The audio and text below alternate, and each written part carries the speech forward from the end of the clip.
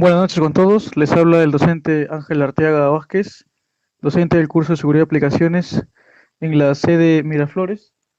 Y el día de hoy vamos a tener nuestra primera videoconferencia respecto a seguridad de aplicaciones web.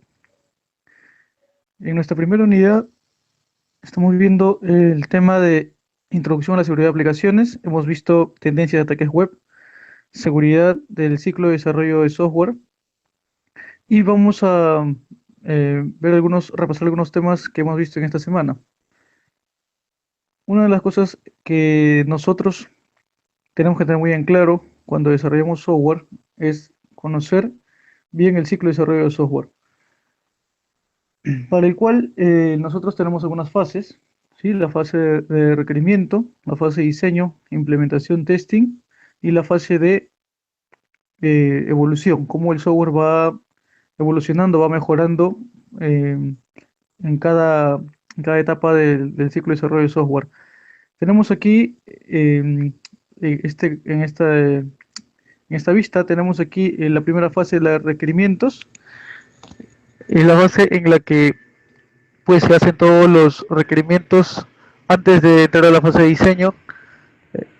Las fases de requerimientos nos ayuda a identificar cuáles son las necesidades del usuario final, qué es lo que el usuario final requiere, tanto en los aspectos funcionales del software que se va a desarrollar como en los aspectos de diseño.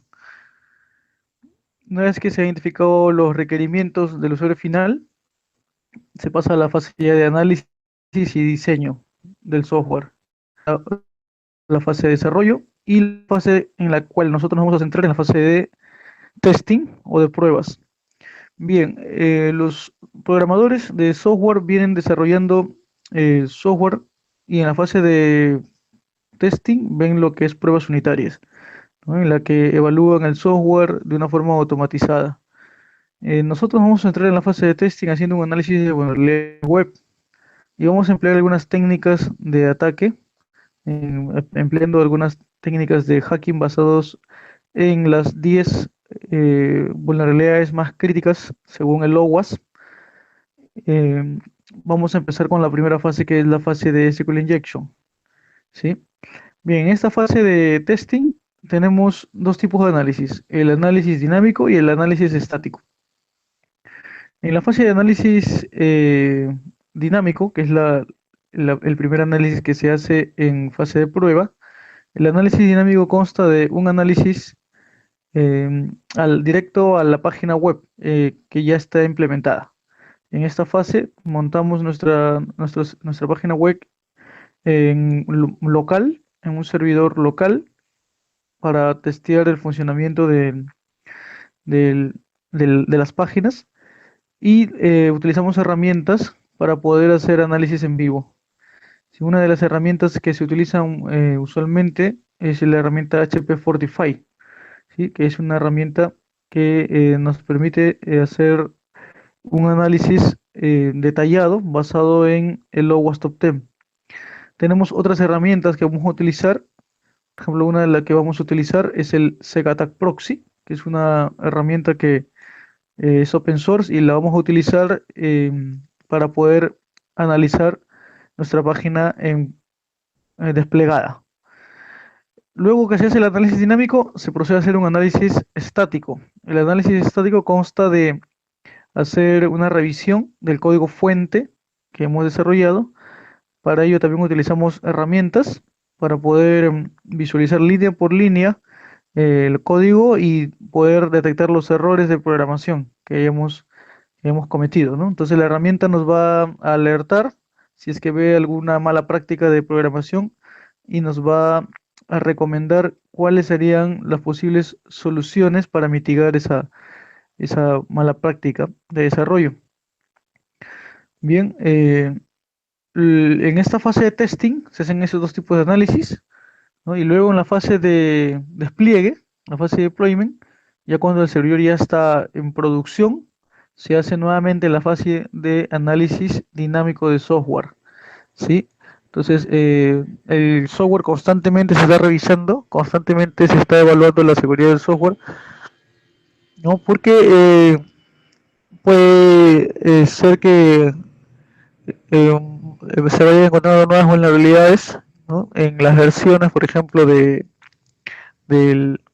los servidores web, ¿no? En este caso, por ejemplo, si desarrollamos aplicaciones en .NET, el IIS constantemente se está actualizando, la versión de la IIX. Y igualmente para PHP, la versión de Apache se está actualizando constantemente, entonces hay que estar al pendiente de las nuevas versiones y implementar las mejoras de cada servicio web. Bien, luego también hemos visto en las clases acerca de tecnologías de defensa y ataque. En las tecnologías de defensa y ataque hemos visto, por ejemplo, lo que es la defensa en profundidad en la seguridad de sitios web. Y cuando hablamos de defensa en profundidad, hablamos de un concepto que se utiliza en la milicia, en la vida militar, cuando se quiere resguardar o proteger un bien, o en este caso, por ejemplo, se quiere resguardar o proteger un patrimonio, ¿no?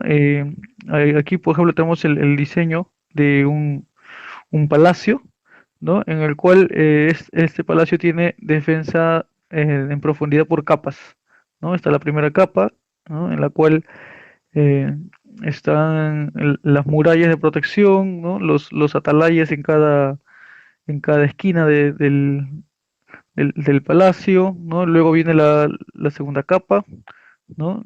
Luego viene la tercera capa, ¿no? Y así tiene capas de protección. Bien, en seguridad informática también hay capas de protección perimetrales en una red empresarial, ¿no? O una organización. Entonces, el servidor web que es legado el software que hemos desarrollado tiene que tener también capas de protección. Entonces hablamos de medidas de seguridad o mecanismos de seguridad, ¿no? Que son equipos que se van a implementar, ¿no? Delante del servidor web, ¿no? Para poder proteger el servidor ante posibles ataques. Entonces vamos a hablar de algunos de estos equipos, ¿sí? Hablamos de seguridad de sitios web, vamos a hablar de esos mecanismos de defensa. Los mecanismos de seguridad perimetral más conocidos son DMZ, Proxy, Firewall, IDS, IPS, VPN, Honeypot, Antivirus, Antispam y SIEM. Vamos a describir cada uno de estos mecanismos de defensa. ¿Ya? Entonces vamos a hablar de la DMZ.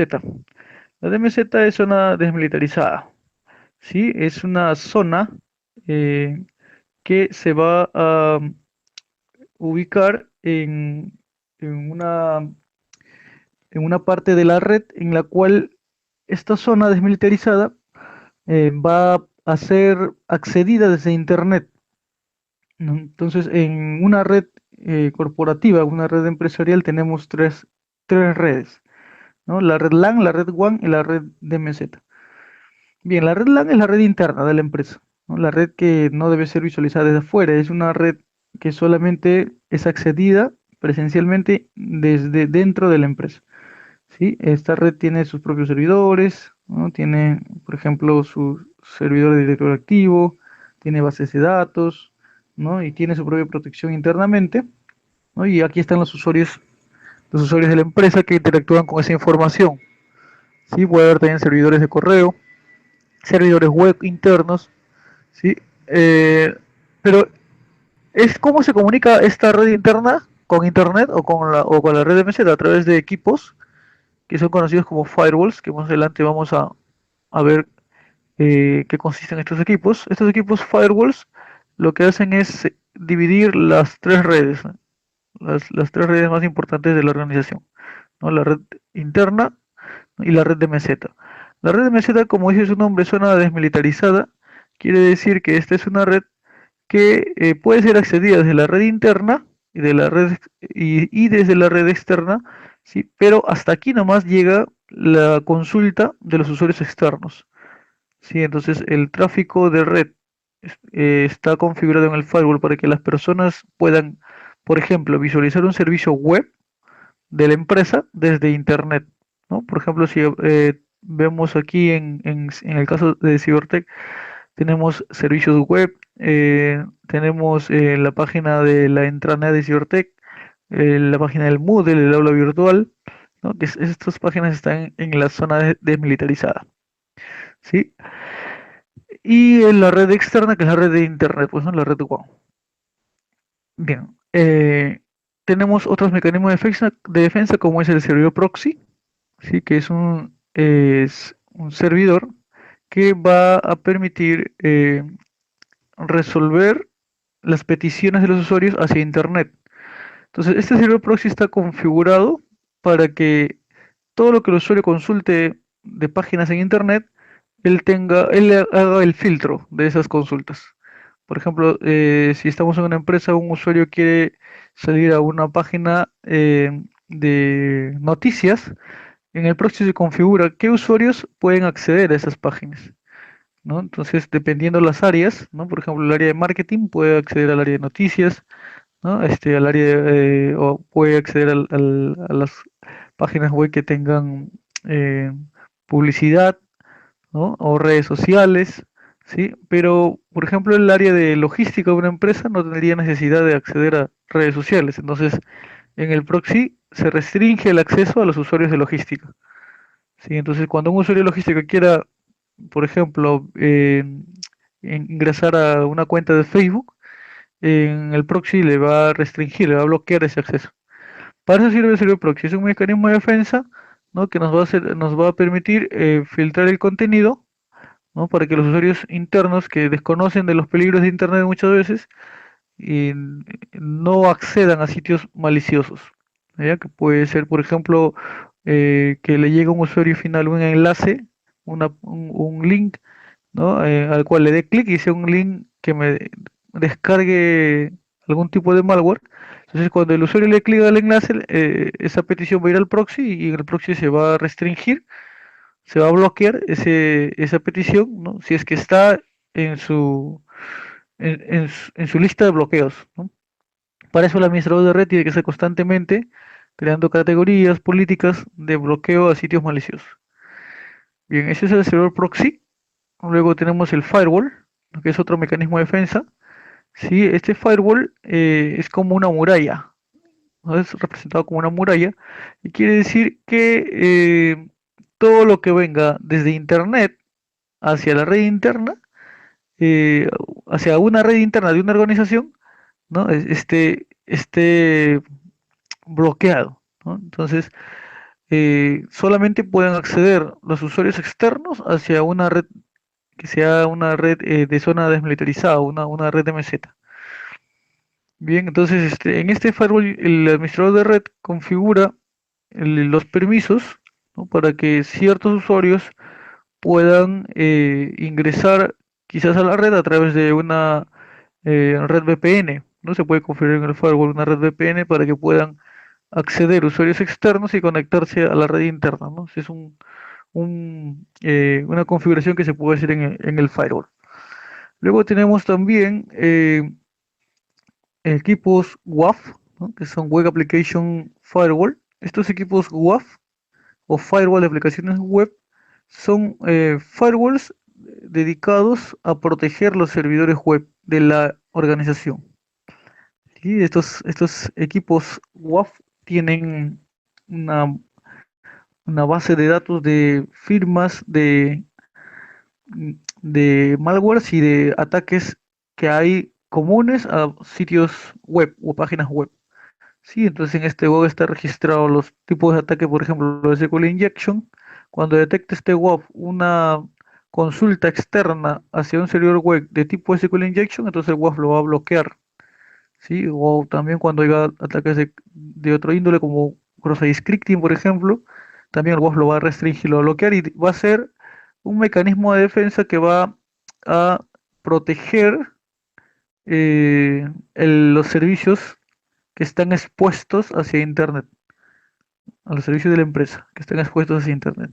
Bueno, esta es una solución que se debe de tomar como una solución temporal, ¿no? Porque, por ejemplo, si yo descubro que mi servidor web es vulnerable, ¿no?, a un cierto tipo de ataque, el WAF me va a resistir, ¿no?, los ataques hasta un cierto límite, porque también hay técnicas de bypasseo de WAF, ¿no? Entonces yo no me tengo que confiar en que el WAF me va a proteger al 100% y que si tengo un WAF ya estoy súper seguro. No, el WAF me va a servir como un mecanismo de defensa, sí, pero si hay un atacante con muchas habilidades, por ejemplo, de ofuscación de consulta, ofusca la consulta de SQL Injection, ¿no? Entonces, tranquilamente se puede bypassar el WAF y puede ingresar al servidor y puede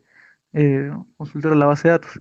Entonces, este WAF debe ser una medida de, de protección, pero tomada como una muralla que me va a resguardar mientras yo soluciono los errores que puedo tener en mi servidor web, ¿sí?, o en mis servicios que están expuestos hacia Internet. Bien, tenemos también el IDS, que es el sistema de detección de intrusos. Este IDS es un eh, mecanismo de defensa que me va a permitir alertar a la organización cuando haya un tipo de tráfico anómalo, ¿sí?, que pueda en alguna forma comprometer mi red. Entonces tenemos métodos de detección. Un método de detección es basado en firmas, ya tiene una base de datos de firmas, ¿no?, del- de los eh, más conocidos ataques que hay, ¿no? Base de firmas de malwares conocidos, ¿sí? Y también está basada en heurística, ¿sí?, en comportamiento, en entropía. Analiza el comportamiento de la red, mapea el comportamiento de la red y constantemente está analizando que el comportamiento sea el mismo. Si detecta un comportamiento anómalo, como por ejemplo puede ser, ¿no?, de que este IDS aprendió de que mi red, por ejemplo, a partir de las 8 de la mañana empieza a haber bastante consumo de ancho de banda, porque los usuarios se conectan a esa hora, ingresan a laborar, y a las 5 de la tarde empieza a disminuir el ancho de banda, porque ya los usuarios pues se retiran eh, de las labores. Entonces el líder se aprendió de que eh, en esas horas hay un cierto consumo de ancho de banda, ¿no? Y que en las madrugadas el ancho de banda pues es mínimo, ¿no? Casi imperceptible. Pero ¿qué pasaría si a las 3 de la mañana entonces hay un consumo de ancho de banda eh, que no es usual, como que todos los usuarios están conectados a la red en ese momento? Entonces el IDE se alerta y dice, aquí hay un tráfico que no es habitual, ¿no?, que a esta hora de la madrugada hay mucho consumo de ancho de banda. Entonces, eso es el método de detección basado en heurística, ¿no? Luego tenemos otro mecanismo de defensa, que es el IPS, que es el sistema de prevención de intruso. Sí, que este IPS lo que hace ya es, no solamente detecta la anomalía o detecta el tráfico anómalo o el ataque, sino que también bloquea. O sea, este ya ejecuta una acción, ¿no? Bloquea el, el, el ataque que pueda haber, ¿no? Entonces, es un poco más avanzado que el IDS, ¿sí? Entonces, más o menos para tener una idea de cuál es la diferencia entre un IDS y un IPS, diríamos que un IDS es solamente un alertador, ¿no? Es como que si eh, en la esquina de mi casa tengo ahí un vigilante, ¿no? El vigilante puede ser solamente un método de distracción, ¿no? O de alerta, ¿no? Vea que alguien está eh, robando una casa, entonces él prende la sirena, toca el silbato, ¿no? Hace bullo para que todas las personas salgan. Ese es un método de alerta, ¿no? Te está alertando. Pero si sería que el vigilante no solamente alerta, sino también va, ¿no?, y trata de tomar alguna acción en contra de estos delincuentes, entonces ya sería no solamente este un alertador, sino sería también alguien que toma alguna acción ante eso, ¿no? Bueno, en este caso, eso es lo que haría el IPS, ¿no? Toma una acción, no solamente alerta, sino también bloquea, restringe, ¿no? Ejecuta alguna acción de acuerdo a la configuración que se le haya dado. Entonces tiene métodos de detección también basados en firma, basado en políticas y basado en heurística. Bien, otro mecanismo de defensa es el VPN, ¿no? Que es red privada virtual. Sí, esta red privada virtual es un mecanismo que me permite a mí encapsular el tráfico desde mi red interna hacia Internet y viceversa. Esta solución es muy habitual en organizaciones grandes, ¿no? Que tienen varias sucursales eh, en varios puntos del país o en otros países.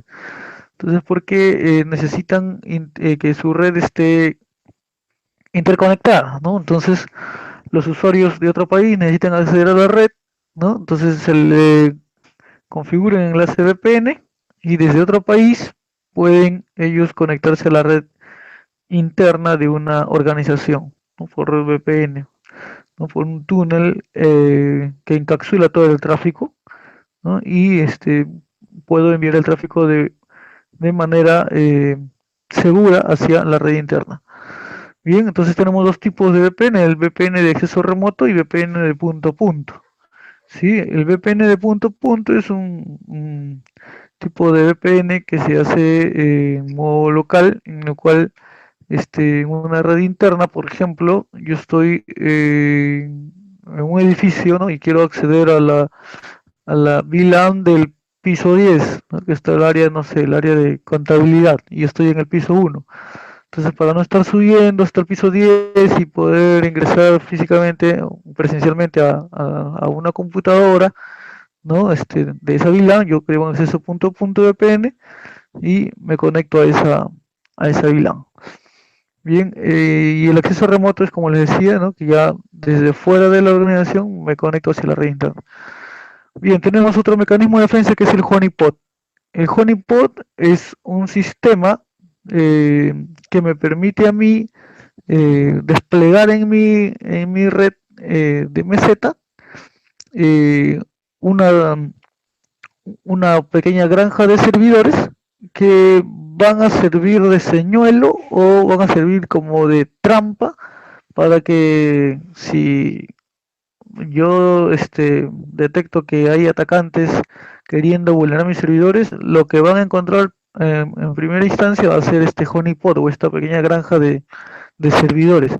Servidores que están configurados para ser vulnerables, ¿sí? A ataques, ¿no? Que van a tener vulnerabilidades conocidas. Entonces los atacantes van a encontrar estos servidores y van pues a decir qué fácil que está de vulnerar estos servidores. Van a concentrarse en esos servidores que están expuestos en la DMZ y van a descargar ahí toda su artillería, ¿no? Que van a empezar a ejecutar sus comandos, ¿no? Más conocidos para poder ingresar a esos servidores. Van a ejecutar todas las acciones que tengan que hacer para poder atacar a esos servidores. Entonces, ¿qué va a hacer el sistema de honeypot? Va a aprender el comportamiento que tienen los atacantes. Entonces, eso me va a servir a mí para ver qué es lo que están buscando, ¿no? Hacia dónde quieren apuntar, para detectar si es que es un atacante promedio o de nivel intermedio o si es un atacante que es un script kiddie que utiliza solamente herramientas y hace mucha bulla en la red. Entonces, me va a permitir este sistema honeypot poder aprender el comportamiento del atacante, ¿no? Y para poder tomar previsiones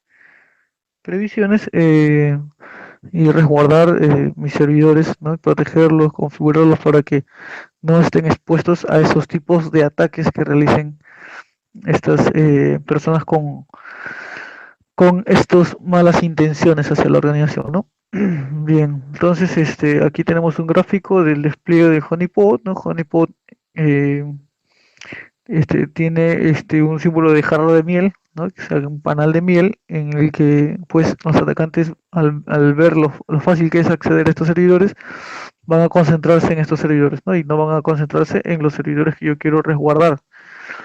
Bien, entonces Tenemos también otros mecanismos de defensa como el antivirus, que ya es conocido por todos. Tenemos varias marcas de antivirus.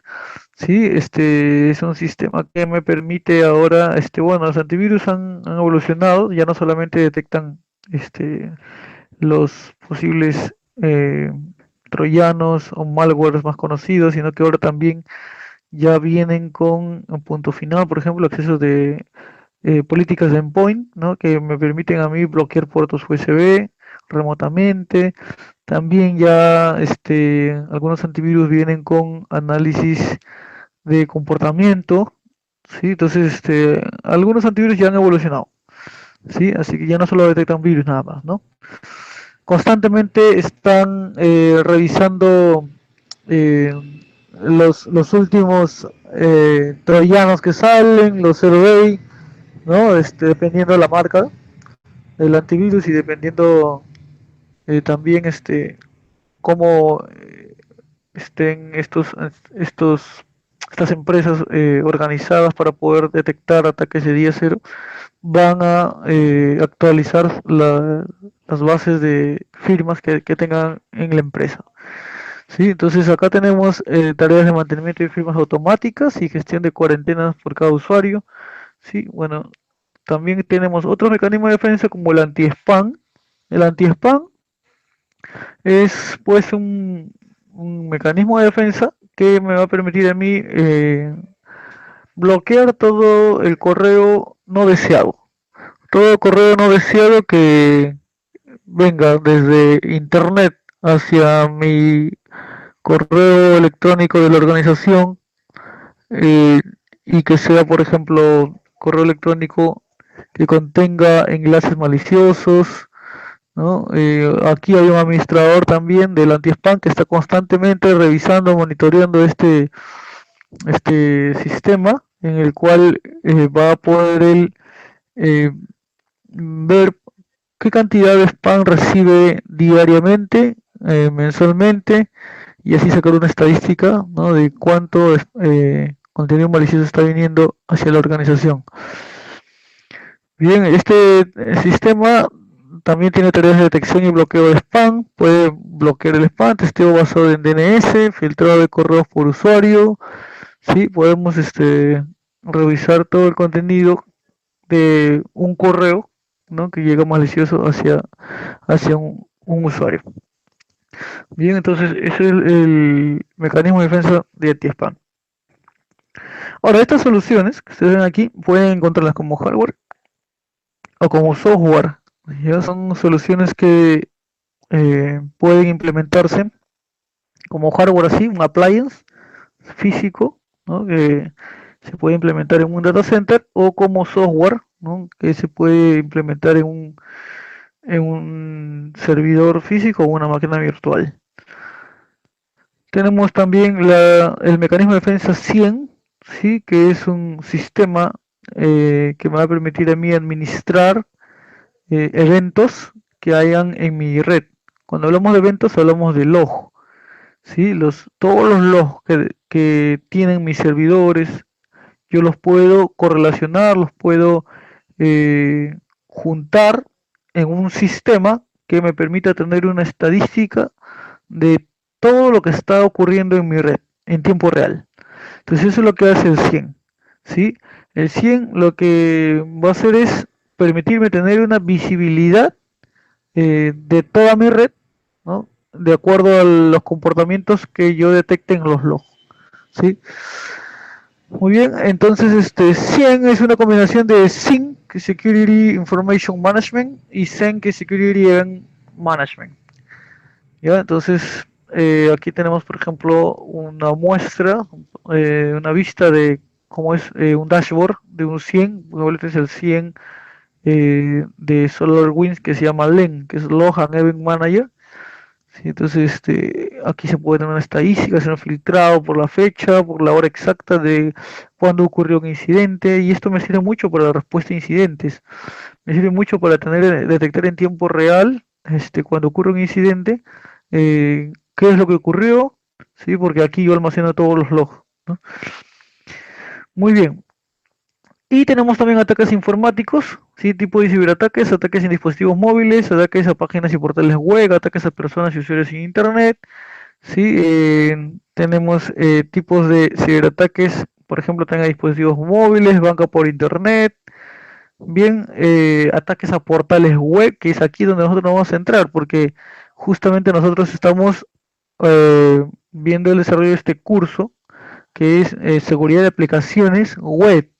Y es muy habitual en nuestra, en nuestra comunidad peruana que ocurran estos tipos de ataques a portales web, ataques a municipalidades, a centros de estudios, ¿no? Porque la seguridad en estos portales pues no es este tema de cuidado, ¿no? De estas entidades o organismos que tienen estos portales desplegados en internet, ¿no? Entonces no hay un constante monitoreo de los portales o no hay actualización de las versiones del software que están utilizando, ¿sí? La mayoría de portales, por ejemplo, son gestores de contenido o CMS, ¿no? Que tienen versiones desfasadas, entonces un atacante se aprovecha de eso y pues fácilmente vulnera estos portales y expone al público en general los huecos de seguridad o los bugs que tiene esos portales. Al final eso trae como consecuencia una mala imagen de la organización, ¿no? Y pues eh, en general pues trae al final una consecuencia, una pérdida económica, ¿no? Bien, ataques de páginas y portales web, cross-site scripting, que es lo que vamos a ver más adelante, ¿sí? Fuerza bruta, inyección de código, denegación de servicios, fuga de información. Porque estos tipos de ataques son los más habituales, hay muchos más todavía, sí, pero estos tipos de ataques están orientados a poder sacar información tanto del usuario final, ¿no? Como haciendo ataques de cross-site scripting para sacar, por ejemplo, cookies de sesión de los usuarios. Esto es muy habitual en tipo de en banca electrónica, por ejemplo, ¿no? Que a un usuario final a través de cross-site scripting le roben las cookies de sesión para poder acceder a sus cuentas bancarias, o fuerza bruta cuando ya están haciendo un ataque, por ejemplo, a un servidor, ya detectaron la IP, ya pueden tener ahí el panel de autenticación, pero le falta la clave, entonces hace un ataque de fuerza bruta basado en diccionarios. Y tenemos inyección de código, ya hablamos de SQL injection aquí, denegación de servicio cuando es un ataque dirigido a una organización. Muchas organizaciones, por ejemplo, tienen su negocio o su modelo de negocio en e-commerce, ¿no? O todo es a través de internet. Entonces es muy habitual que empresas que tengan competencia reciben este tipo de ataques, ¿no? De negación de servicio para poder dejar indisponible por una hora o 2 horas a la competencia y poder ganar clientes, ¿no? Esto es muy habitual, ¿no? En páginas que tienen su negocio en internet. Y fuga de información, ¿no? Cuando hablamos ya de información confidencial o información crítica de una organización que es expuesta por atacantes en internet, ¿sí? Muy bien, tenemos más ataques informáticos como phishing, spoofing, scam, ingeniería social, troyano, ransomware. Bien, de aquí el phishing es lo más habitual, sí, que es lo que es el día a día de por ejemplo, la banca de internet, ¿no? Que se clonan una página web de un banco y le mandan a los usuarios finales una nota diciéndole estamos actualizando los datos de su tarjeta, necesitamos que ponga aquí su nombre, su dirección, su teléfono y su nueva contraseña, ¿no? Entonces, para eso necesito su antigua contraseña y ponga la nueva. Entonces, el usuario final que no sabe nada de seguridad, pues cree que es real eso, ¿no? Y pone sus datos y pone su contraseña y al final está mandándoles información a un atacante. Bien, eso es a través de phishing, ¿no? Spoofing es cuando hay un envenenamiento en la red, envenenamiento ARP, que es un envenenamiento a través del protocolo ARP, es cambiar las direcciones MAC lógicas de las computadoras. Eso se hace a través de un ataque muy conocido que es Man in the Middle o hombre en el medio. Esto se hace en una red LAN, una red interna, ¿no? Esto funciona en una red interna y el atacante se posiciona entre el router y la víctima, ¿no? Y escucha todo su tráfico de red, ¿no? Y si el tráfico viaja en HTTP, en el protocolo HTTP, que es un protocolo no seguro que manda la información en texto plano, el atacante lee toda la información de la víctima y puede hacer lo que quiera con la información, ¿no? Puede acceder a sus cuentas de redes sociales o puede acceder a la banca por internet. Bien, entonces, pero eso lo hace a través de spoofing. ¿Ya? Luego tenemos SCAN, ingeniería social, ¿no? Ingeniería social es el arte de engañar al usuario, ¿no? Justamente mandarle una nota, un correo, un enlace, hacerle creer una noticia con el fin de sacar la información, ¿no? Que le haga clic en un enlace que le robe las cookies de sesión a través de cross scripting. Bien, hay también troyanos que son software malicioso diseñado para poder conectarse remotamente a una computadora. Y ransomware que también es muy habitual hoy en día, que es el tipo de software que descifra toda la información que tengas en tu disco duro, documentos, fotografías, PDFs, descifra toda la información y te pide un rescate a cambio de la información. Te da, por ejemplo, un lapso de tiempo de 5 días y dice si en 5 días no depositas a este número de cuenta en la Deep Web, obviamente no es un número de cuenta bancario, es un número de cuenta bancario, pero de internet en la Deep Web, ¿no? Para que puedas hacer esa transferencia anónima y el atacante pueda recibir este dinero y descifre tu información. Que no ocurre en la mayoría de casos. En la mayoría de casos las personas depositan el dinero a la cuenta y no reciben nada a cambio. Así que se recomienda que no se pague ningún rescate por la información que ha sido cifrada. ¿Qué se recomienda en estos casos cuando la información ha sido cifrada, pues no hemos sido víctimas de un ransomware? Lo que se recomienda en estos casos es que primero no paguen o no estén invirtiendo en la ciberdelincuencia, sino que puedan sacarle una copia de su disco duro, ¿sí? En ese momento, una copia de su disco duro, una copia bit de su disco duro y guardar ese disco duro hasta que salga pues con el pasar de los años, unos 2, 3 años, 5 años a lo mucho, quizás salga por ahí la solución a la desencriptación o el descifrado de, de, esa, de ese tipo de ransomware, ¿sí? Eso es lo que se recomienda, ¿no? ¿Ya? Y no pagar el rescate, pues, ¿no? Muchos tipos de ransomware ya tienen descifradores, ¿no? O sea, si te toca un ransomware ya conocido, por ahí encuentras el descifrador y lo puedes descifrar. Pero si es un ransomware nuevo, reciente, tienes que esperar nomás a que salga por ahí alguien que publique el descifrador.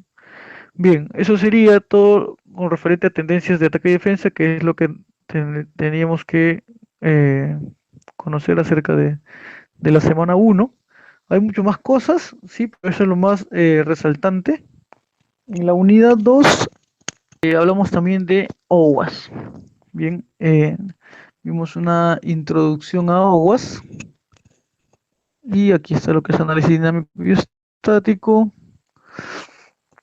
Bien, estamos actualmente en la versión de OWASP Top 10 2017, ya Release Candidate 2. Ya, antes de esta nueva versión del año pasado estaba la OWASP Top 10 2013. Bien, bueno, ¿qué es el OWASP Top 10? Pues es un proyecto que se viene revisando por muchas personas que están involucrados en el tema de desarrollo, que justamente este proyecto me permite conocer el top 10 de las vulnerabilidades más críticas a ataques que haya a servidores web. Nos brinda una metodología de seguridad, ¿sí? Por ejemplo, aquí tenemos en este cuadro una visualización de cómo es que se da un ataque en una organización, ¿sí? Tenemos, por ejemplo, los agentes de amenaza, ¿sí? Que pueden ser agentes externos o agentes internos a la organización. Si estos agentes de amenaza van a buscar vectores de ataque. Los vectores de ataque pueden ser, por ejemplo, que mi página web esté expuesta a que la versión del gestor de contenido no esté actualizado. Ese puede ser un vector de ataque.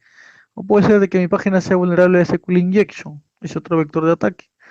¿No? O que sea pues vulnerable a, a path traversal o a broken authentication. Sí, entonces, dependiendo del vector de ataque, el atacante encuentra la vulnerabilidad de la página y ataca. ¿Sí?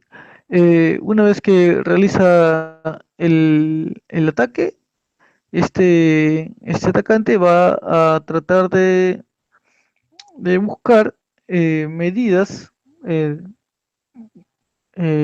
para poder infiltrarse en el servidor, ¿sí? O para poder sacar información de la organización a través del bus que ha encontrado en la página, ¿sí? Muy bien, hay mecanismos de control, entonces él va a tratar de saltarse los mecanismos de control, por ejemplo, si hay un firewall, eh, el atacante va a tratar de bypassarse el firewall o el WAF o el firewall de aplicaciones web, lo va a tratar de bypassear. Para eso hay técnicas para bypassear estos mecanismos de defensa. Y una vez que bypasse estos mecanismos de defensa, eh, va a lograr su cometido, y esto va a tener un impacto en la parte técnica en este caso, de lo que está brindando la empresa, ¿no? El servicio que está brindando, ¿no? Entonces va quizás a modificar el comportamiento de la página web, ¿no? Va a afectar a la función de la página web, ¿no? Y cualquiera que sea lo que haga, la modificación que haga el atacante dentro de la página web, quizás no modifica nada, porque quiere solo tener el acceso. Entonces puede plantar ahí un código malicioso que le permita conectarse remotamente en cualquier momento del día a través de una web shell, por ejemplo. Entonces eso tiene un impacto técnico, ¿no? O un impacto técnico puede ser una negación de servicio, ¿no? En la que pues el servidor quede indisponible. Al final, el tipo de impacto técnico que tenga el servicio que brinda la empresa o organización va a tener un impacto en el negocio, ¿sí? Entonces, puede ser pues que dañe la imagen institucional, o puede ser que al final el impacto también sea económico. Pues eso es lo que se quiere prevenir, ¿no? El impacto que haya en el negocio. Bien, en el OWASP Top 10 tenemos también en datos que abarcan vulnerabilidades recopiladas de cientos de organizaciones y más de 100.000 aplicaciones y APIs que hay actualmente desplegados en el mundo. Aquí está la comparativa entre el OWASP Top 10 de 2013 y el 2017. Y acá está lo que ha ido cambiando. ¿Sí? Tenemos la referencia directa insegura a objetos, que se ha combinado con la ausencia de control de acceso de funciones, y ahora es llamado configuración de seguridad incorrecta. ¿Sí? Entonces, allí lo nuevo que les decía es el insuficiente registro y monitoreo, ¿no? Acá, por ejemplo, se implementaría acá para poder estar alertas en este riesgo de seguridad, sería implementar un sistema de alerta o de correlación de eventos. Y acá se implementaría un 100 o se implementaría un sistema de correlación de eventos. Bien, vamos a avanzar ya con la parte práctica. Voy a iniciar el Parrot, que hemos trabajado en el laboratorio, y vamos a hacer un ataque de SQL Injection. SQL Injection, eso está en la semana 3 ya. Está aquí en la semana 3. Y tenemos aquí una guía de SQL Injection que hemos revisado en clase.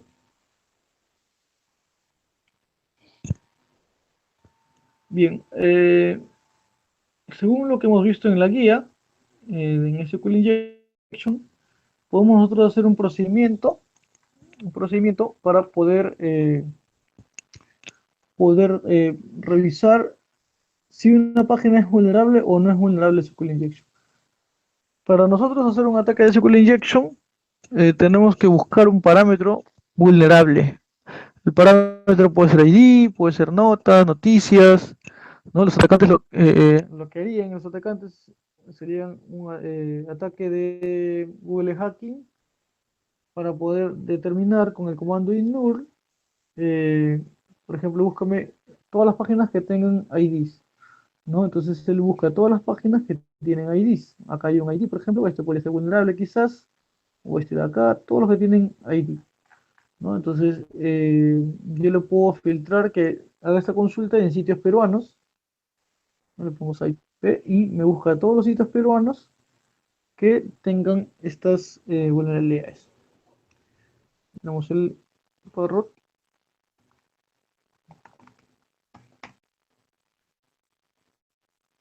Voy a abrir una terminal.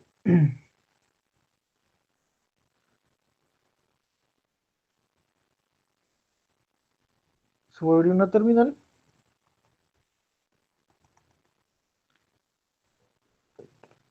Voy a setear el teclado español con el comando set x bmap. Ahí se visualiza mejor. Ya. Voy a escalar privilegios a root con el comando sudo su.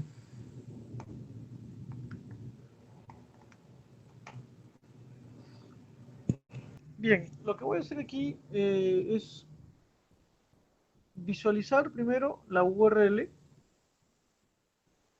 vulnerable. Entonces voy aquí a la guía y tengo acá una URL. ¿Sí? Entonces yo me voy a ir acá al parrot. Me fijo acá que IP tengo asignada al parrot. Y disminuirle un poco el zoom. Y tengo el 10024. Bien, para fijarnos acá, como yo estoy trabajando desde mi máquina personal, el tipo de red podría ser actor puente para conectarme en el mismo segmento de red de mi, en este caso de mi red LAN, ya, pero es recomendable que sea NAT o red NAT. La diferencia está en que NAT es solamente para un equipo, ¿no? Y ese equipo va a trabajar de forma aislada, conectados hacia internet. ¿Ya? ¿Qué quiere decir? Que si yo levanto dos máquinas virtuales y las dos las pongo en NAT, las dos van a navegar por internet, pero no se van a visualizar, porque van a estar aisladas. Pero si yo lo pongo en red NAT y pongo las dos máquinas en la misma red NAT, ¿no? Como juego acá NAT Network, las dos máquinas sí se van a poder visualizar porque van a estar en el mismo segmento de red. Para que salga NAT Network tendría que ir yo aquí ya lo tengo configurado, pero se configura yendo aquí a archivo, preferencias, y me iría en la pestaña que dice red, y tengo dos redes NAT. Entonces si ustedes no lo tienen configurado, van a encontrarlo así. A ver, vamos a ver si esto lo darían así, ¿no? Esto está fallando porque yo lo tengo seleccionado. Ya, solo tendría que darle clic acá en el botón más y se añadiría la nueva red NAT. ¿Ya? Y eso es todo lo que tiene que hacer porque ya está configurado por default el segmento de red y que sea por DHCP. ¿Ya? Entonces, así tiene que quedar NAT Network, ok. Le van a máquina de configuración, le ponen red y le dejan como red NAT y ya va a estar NAT Network ahí. Ok. Y la asignación del IP va a ser esta 10024 porque está en ese segmento. Bien, esta máquina vamos a utilizarla para navegar por internet. Visualizamos que tengamos salida a internet y podemos visualizar los DNS públicos de Google. Entonces lo que yo voy a hacer es fijarme acá abriendo el Firefox en la URL que les acabo de pasar aquí en la guía. Esta es la URL. Entonces voy a chequear aquí esta URL.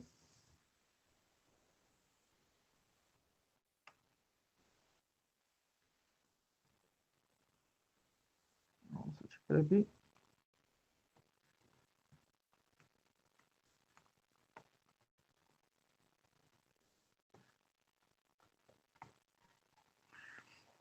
Bien, entonces, ahora sí, aquí tengo la URL y aquí tengo la página web desplegada.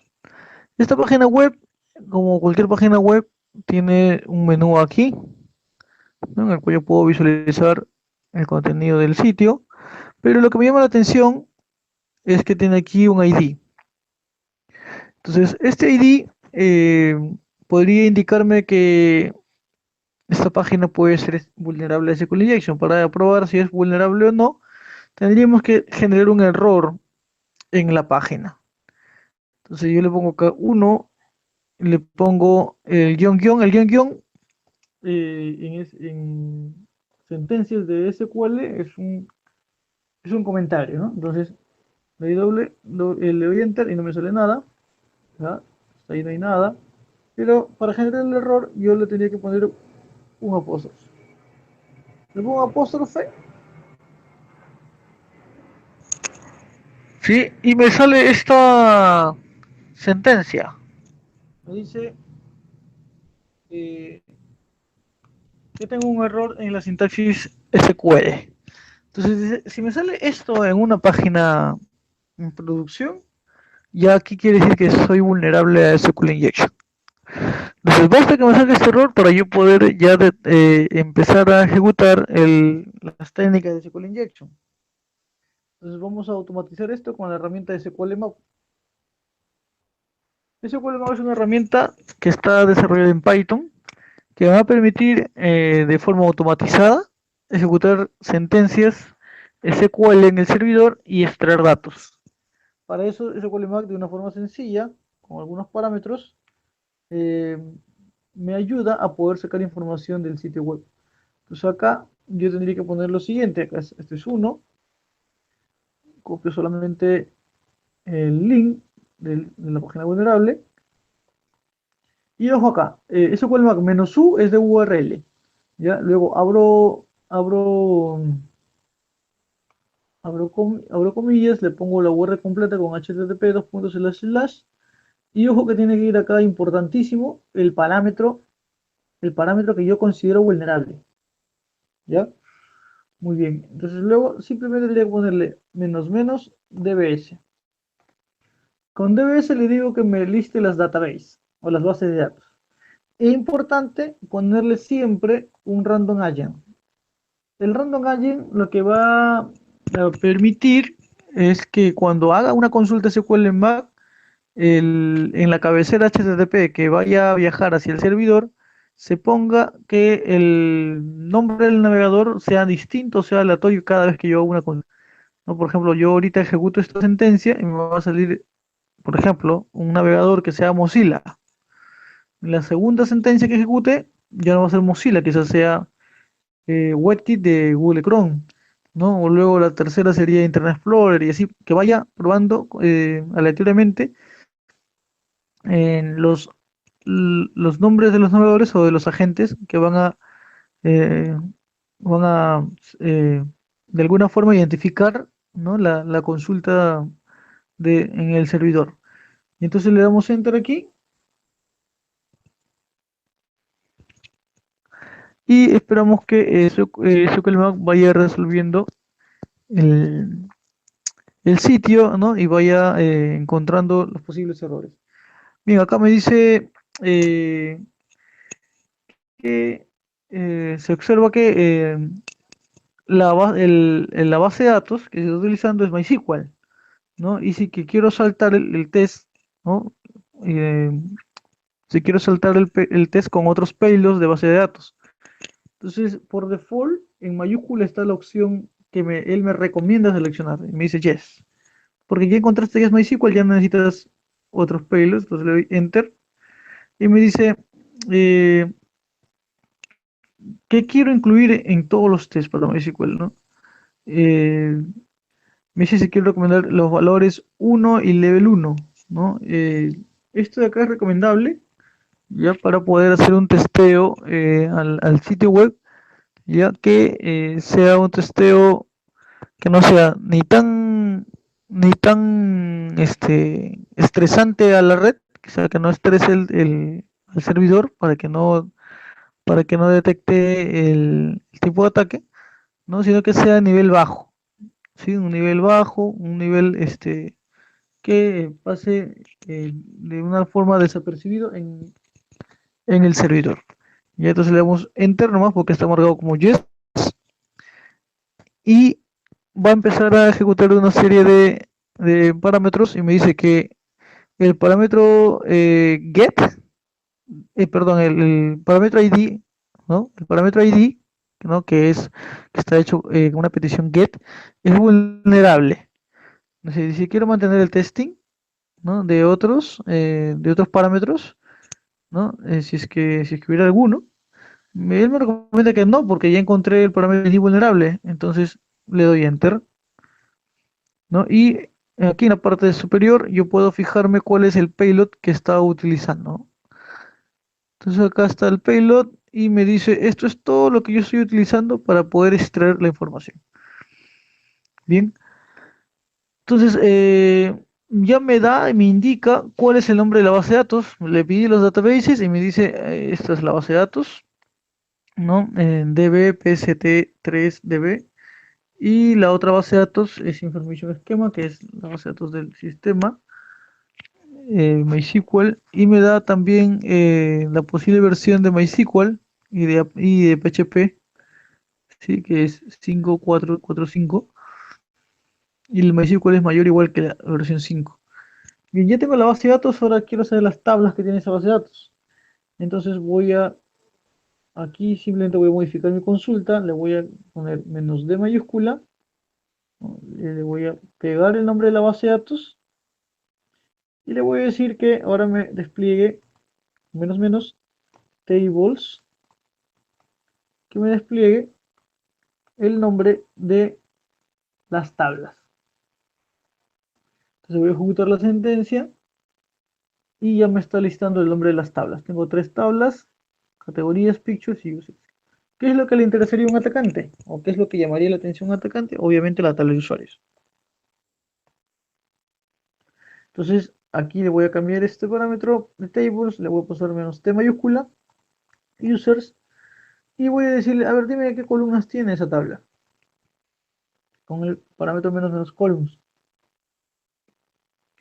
¿Por qué le pido las columnas? Porque puede ser que yo tenga una tabla que tenga 20 columnas, ¿no? Entonces no me conviene dampearme todas las 20 columnas, solo quiero las columnas que me indiquen lo que a mí me interesa, ¿no? Entonces en esta tablita yo tengo 3 columnas, el ID, el login, el password, así que es lo que queremos, ¿no? Si acá hubiera, por ejemplo, nombre, ciudad, ¿no? Dirección, entonces esas columnas que ya no me interesan, yo filtraría por las columnas que sí me interesan.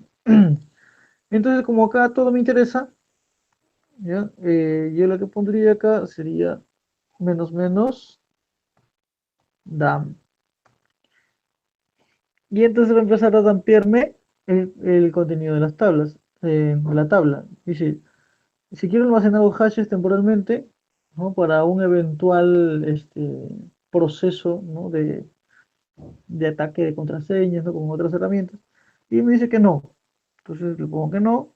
Y si lo quieres craquearlos vía diccionario, ¿no? ¿O qué diccionario? Bueno, le digo que sí. Me dice, ¿qué diccionario quieres usar? Entonces, por default, me dice, yo tengo acá un diccionario que se llama wordlist.zip. ¿Quieres usar ese? ¿O quieres un diccionario que tú tengas listo, en la opción 2? ¿No? ¿O quieres una lista de diccionarios? Bueno, por default, la opción 1, le presiono Enter y me dice si quiero usar algunos sufijos de diccionario, eso va a ser más lento, o sea, que haga combinaciones de este diccionario para sacar más posibles claves. Digo que no, ¿sí? Para que no sea tan lento el craqueo de las contraseñas. Obviamente que si la contraseña está en su diccionario, me va a mostrar la contraseña. Si no está en su diccionario, pues no va a mostrar nada. ¿Ya? Entonces acá está tratando de realizar un craqueo de las contraseñas que ha encontrado, de los hashes MD5 que ha encontrado. ¿Ya? Entonces visualizamos acá que ya me desplegó los usuarios y las contraseñas, pero no encontró las palabras el texto plano de estas contraseñas porque no están en su diccionario. Bien, entonces, lo que hemos explicado ahora es lo que le interesaría a un atacante, ¿no? Entonces, lo que yo quiero es saber la contraseña de este usuario, ¿no? Del administrador de la web. Entonces, para poder sacarle la contraseña al administrador de la web, yo tendría que buscar la manera de encontrarlo, ¿no? Con un ataque de fuerza bruta o utilizando la ley del menor esfuerzo. Busco páginas como crackstation.net que tienen almacenados en su base de datos millones de contraseñas en hash. Entonces, lo único que yo haría es copiar aquí el Crackstation, copio la contraseña. Como yo estoy navegando con Firefox, acá tengo un problema, bueno, no es un problema, sino que así está configurado este Firefox del Parrot para que no ejecute el JavaScript, porque puede ser que a través de este Parrot yo navegue por la Deep Web, entonces no me conviene usar JavaScript. Pero como no estamos ahorita haciendo nada fuera de lo común o nada que no esté controlado, vamos a darle clic acá, no es clic, le vamos a dar clic y le podemos temporalmente permitir todo por esta página. Entonces, ¿para qué? Para que me salga acá el botón, ¿no? De que no soy un robot, pero vamos a meter temporalmente toda esta página y ya está. Ahorita sí nos sale allá un nuevo robot. Entonces acá tengo el hash, le pongo clic acá, no soy un robot, soy un profesor y le pongo crack hashes. Entonces, si está la contraseña en su base de datos, me la va a sacar así. Me va a decir, ah, ya, el resultado es HashLab. El tipo es MD5 y ese es el hash, entonces ya sé la contraseña, HashLab. Lo que tendría que hacer aquí, ¿no? Sería pues comprobar que esa sea la contraseña. Me voy al administrador de esta página. Acá, a ver si sale aquí. Ahí está el administrador de la página y le pongo acá el usuario. El usuario era admin web. Llevo aquí el usuario y la contraseña era HubLab. Le doy login y ya está, ¿no? Ingresé a la administración del sitio, ¿no? Y puedo, como administrador, borrar lo que está acá, ¿no? Pero eso no lo vamos a hacer porque esta página está desarrollada con este fin, ¿no? De enseñar las técnicas de SQL Injection. Bien, entonces de esta forma es como que un atacante entraría a nuestro servidor web. Y eso es lo que nosotros tenemos que revisar en nuestra página web. Si tenemos páginas web que están mostrando parámetros en la URL, entonces tengo que yo validar que esos parámetros no me permiten insertar código o sentencias SQL. ¿Cómo lo hago? Validando las variables, ¿no? Para que escape los caracteres especiales, por ejemplo, que no me permita validar un apóstrofe como sentencia, ¿no? Sino que lo reconozco como texto string, ¿no? Y no haga nada, y si no está solicitando lo que yo tengo en mi base de datos, que me genere un 404, un archivo 404 que es archivo de error, que me diga el contenido no ha sido encontrado. Bien, entonces esa sería una de las medidas, ¿no? O recomendaciones de mitigación de este tipo de ataques. Bien, tenemos más medidas o recomendaciones, lo pueden encontrar aquí nos dice remediaciones, y ahí están las remediaciones a estos tipos de ataques, ya para Blind SQL Injection, ¿no? Escapar los caracteres, utilizar, por ejemplo, en la sentencia MySQLite, no real escape string, ¿no? En PHP, para poder escapar, ¿no? Con esta librería, yo puedo eh, escapar esos caracteres especiales. Bien, continuamos entonces.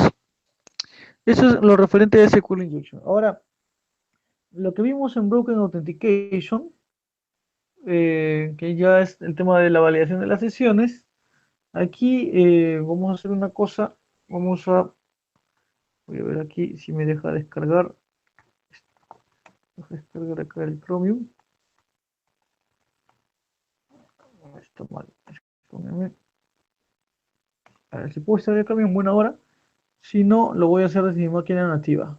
Ya no lo pude hacer porque ahora tengo que actualizarlo. Voy a actualizar rápidamente esto. Ya bien, a lo mejor lo voy a actualizar para enseñarles cómo es que se hace esto de acá. Bien, mientras descargo esto de acá, vamos a mostrar un poco de lo que es SQL, no, perdón, este Broken Authentication. Vamos a ver estas pestañas. Ya, vamos aquí a la virtual y vamos a ir a la semana 4. En la semana 4 vemos el tema 4 que es Broken Authentication y ahí vemos estos temas de aquí.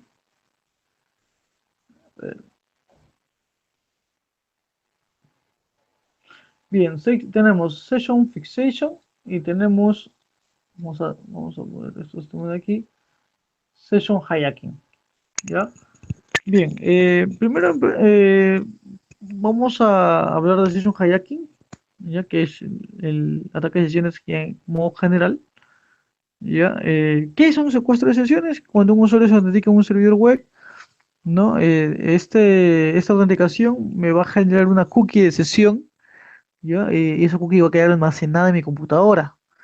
Entonces, un session hijacking es un secuestro de esa cookie, ¿no? La cual va a ser leída por un atacante y este atacante va a utilizar esa cookie para acceder a, en este caso, una página de correo como Gmail o Hotmail o una red social, ¿sí? Eso es session hijacking, secuestro de sesiones. Entonces, acá tenemos, por ejemplo, un gráfico, ¿no? Donde un usuario, una víctima o un inocente, realiza una consulta, ¿no? O una petición de autenticación al servidor. Sí, entonces lo normal sería que él haga la consulta al servidor, entonces el servidor le responda, ok, los datos que ingresas son correctos y acá te mando tu cookie de sesión. Ya, pero ¿qué pasaría si hay un atacante, una persona en medio escuchando este tráfico? Entonces, esta persona a, va a recibir el tráfico de esa persona, de la víctima, ¿no? Y si el tráfico está eh, cifrado porque viaja en HTTPS, va a pasar al servidor, el servidor le va a responder con una cookie de sesión, ¿no? Entonces, este atacante va a interceptar esa cookie y va a loguearse al servicio que había solicitado este usuario, ¿no? Que puede ser, como les digo, un correo electrónico, ¿no? Entonces el atacante ya con la cookie va a hacer una consulta, ¿no? Una consulta al servidor con esa cookie y va a poder validarse como que si fuera el usuario final, ¿no? Ese es el tema de Session Hijacking. Ya. Aquí en Session Fixation se diferencia porque este es un ataque ya más dirigido, ¿ya? El atacante explota la vulnerabilidad de seguridad en la aplicación web y corrige la clave de sesión del usuario. En Session Hijacking, el atacante no interactúa con el servidor, sino interactúa con el usuario final. Puede obtener las claves de sesión a través de el ataque man in the middle, como es este acá, la interceptación de tráfico, o por otro ataque que es cross-site scripting, mandándole a la víctima un enlace malicioso que al final, cuando la víctima le haga clic, el enlace lo redirige a un servidor en internet controlado por el atacante y en ese servidor se despliegue código JavaScript y ese código JavaScript lo que haga en la página, en el navegador del usuario es robarle las sesiones y mandarlo al servidor, ¿no? Eso es en Session Hijacking, pero en Session Fixation el atacante tiene control del servidor, ¿no? Y corrige la clave de sesión del usuario, ¿no? Entonces, puede ser que el atacante, ahorita vamos a verlo aquí, por ejemplo, el atacante primero se autentica en el servidor y el servidor le va a dar una sesión, ¿no? La sesión es ABCD, por ejemplo, ¿no? ¿Y qué va a hacer el atacante? El atacante le va a dar al usuario final esa sesión, le va a decir, ya, esta es tu sesión, ¿no? Entonces el usuario final se va a loguear con esa sesión al servidor y el atacante también se va a loguear siempre con esa sesión, ¿no? Entonces ese es un ataque más dirigido, ¿no? En la que el atacante pues genera la clave de sesión para el usuario final. ¿no? Ahora sí, lo que voy a poner rápidamente aquí es poner la extensión Edidis Cookie. Edidis Cookie. Me hago en la primera opción, Edidis Cookie, Chrome Web Store.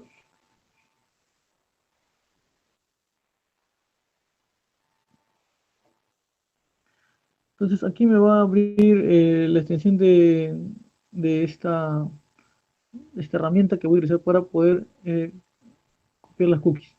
Agregar a Chrome le pongo, agregar la extensión. Bien, a ver. Aquí ya tengo el disk cookie. Aquí ya lo tengo.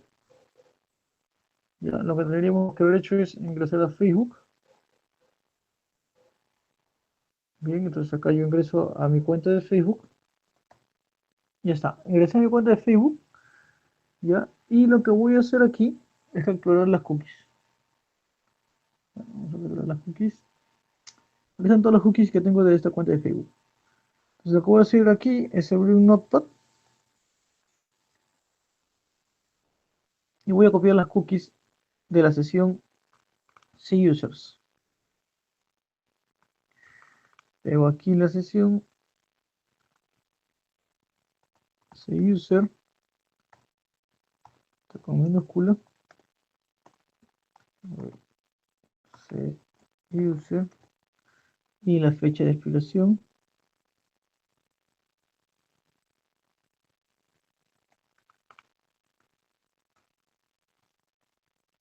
A ver. Luego voy a copiar acá el XS.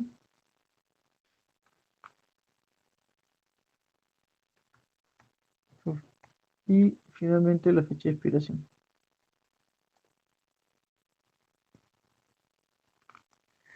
Bien, ¿qué voy a hacer con esto de acá? Estas dos claves me van a permitir a mí autenticarme en una sesión de un usuario sin contraseña, porque esto es lo que al final me da acceso al sitio.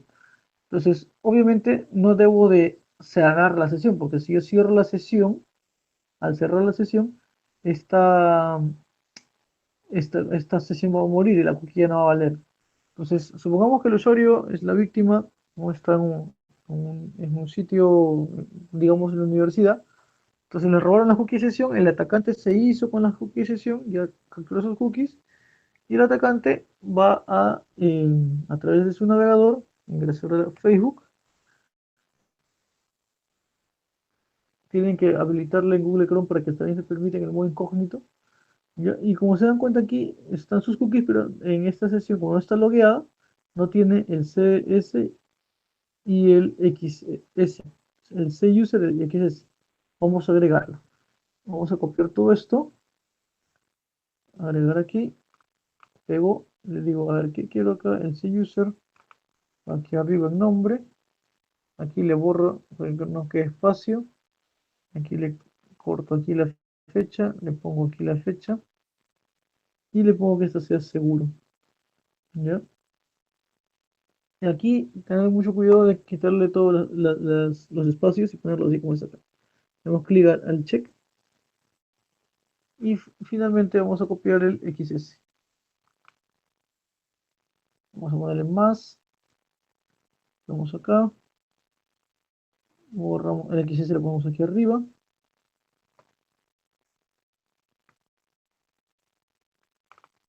Y le quito los espacios. Seguro HTTP only. ¿Ya?